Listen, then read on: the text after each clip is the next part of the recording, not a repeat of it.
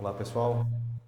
A partir de agora eu vou gravar vídeos recorrentes com perguntas enviadas por vocês sobre os pensadores que vocês quiserem saber. E algumas perguntas que eu sempre recebo sobre Nietzsche, eu selecionei 3 delas para fazer esse vídeo que alguns de vocês pediram. A primeira pergunta é uma pergunta muito simples e recorrente. Se o Nietzsche não defende a existência de verdades universalmente válidas, a gente pode dizer que ele é relativista?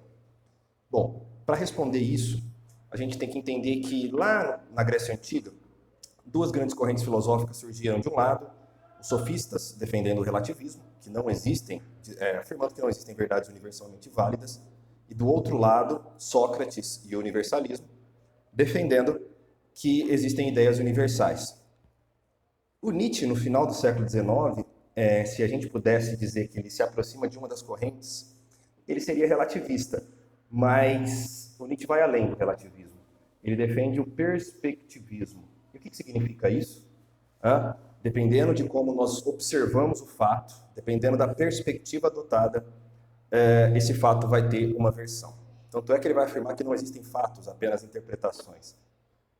Pense no exemplo, que eu e você estamos vendo um cubo agora, só que nós não sabemos que é um cubo. Eu estou vendo um quadrado vermelho, você está vendo um quadrado amarelo.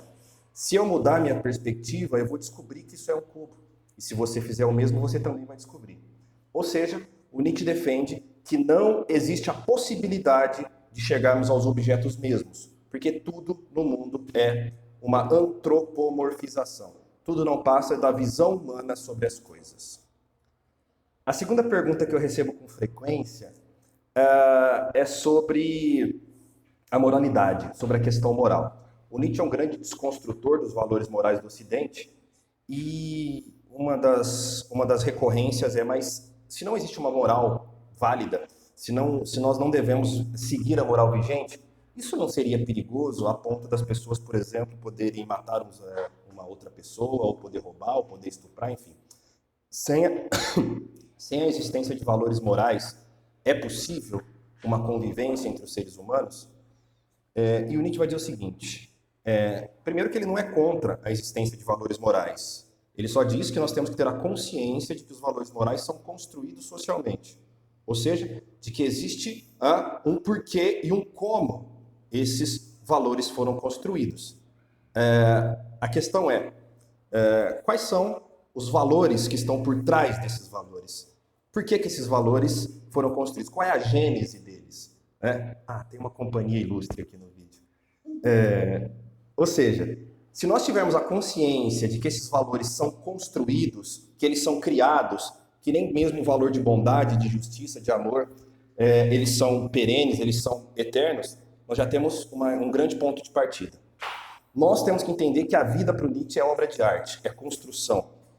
Se você enxergar isso, você já está a meio passo de entender a moralidade do Nietzsche. O segundo passo é saber que o critério para o Nietzsche é sempre a vida. Em que sentido? A minha vida e a vida do outro sempre tem que vir em primeiro lugar. O que fortalece a vida? Em outras palavras, o que aumenta a minha e a tua potência de agir, ou a vontade de poder, para usar uma expressão do próprio Nietzsche. Então, o critério é sempre a vida humana, a vida de modo geral, sobretudo a vida humana. Então, 2 pontos para responder isso. Primeiro, enxergar que os valores são construídos, são criados, e a consequência disso é que a minha vida é uma obra de arte, a ser pintada, a ser construída. E o segundo ponto é que os valores que fortalecem a vida, eles devem prevalecer, sim, a minha vida e a vida do outro. E a terceira pergunta é em relação ao machismo do Nietzsche, né? Muitas pessoas vêm dizer, mas Mateus, você estuda um pensador que defende teses muito, muito machistas, como lidar com isso?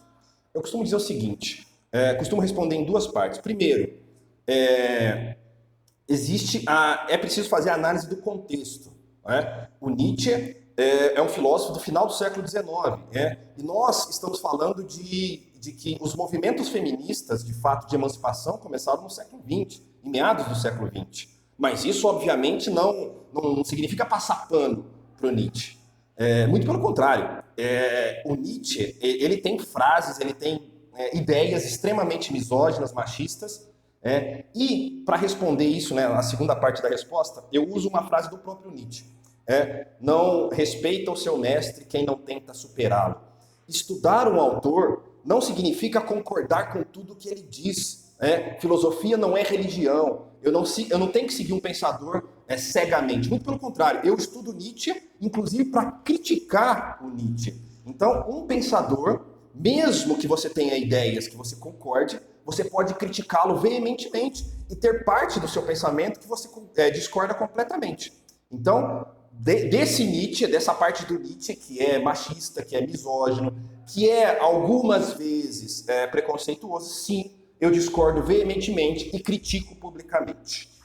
Espero que esse pequeno vídeo tenha sido útil, tenha sido proveitoso, e deixem suas perguntas aqui sobre outros pensadores ou sobre o próprio Nietzsche, que eu respondo assim que possível. Eu gravo um outro vídeo, sempre com 3 perguntas a partir de um pensador. Um abraço e até a próxima.